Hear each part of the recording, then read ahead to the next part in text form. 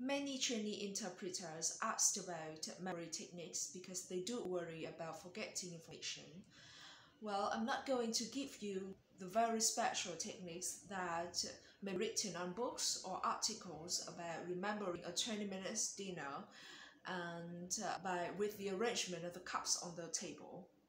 Those things do not work for me, and in my experience, students tend not to use those too. I'm going to investigate in the techniques that are more suitable to how your brains work. Well, the first technique is simply counting off your main ideas, counting off your points.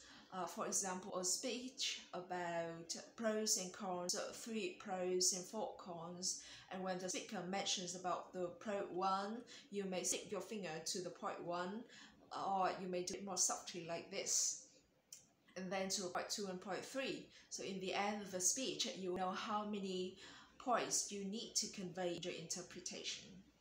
The second technique I'll illustrate by an example that involves fixing the main ideas in your mind.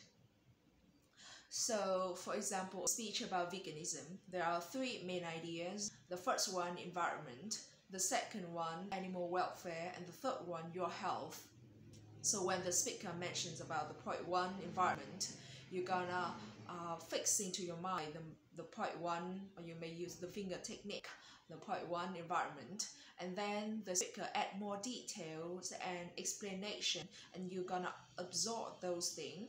And then he mentions about the point two, animal welfare, and you will repeat to yourself point one, environment, point two, animal welfare.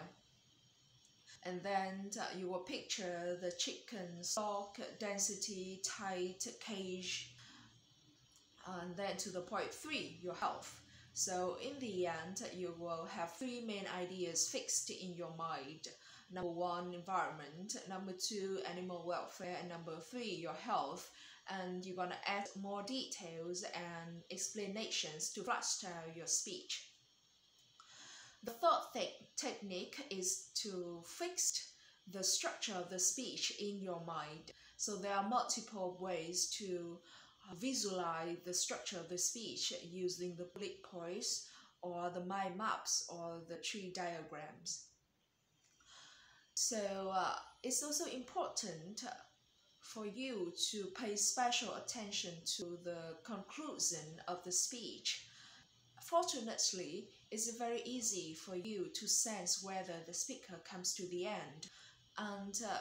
But if you are busy remembering what is the point one and what's the point B, and you may miss the conclusion, that's a great pity, because in the conclusion, the speakers particularly recap the main ideas. He may add his personal opinion, which is an important part to interpret, or he may add a twist which may change the meaning of what he has said.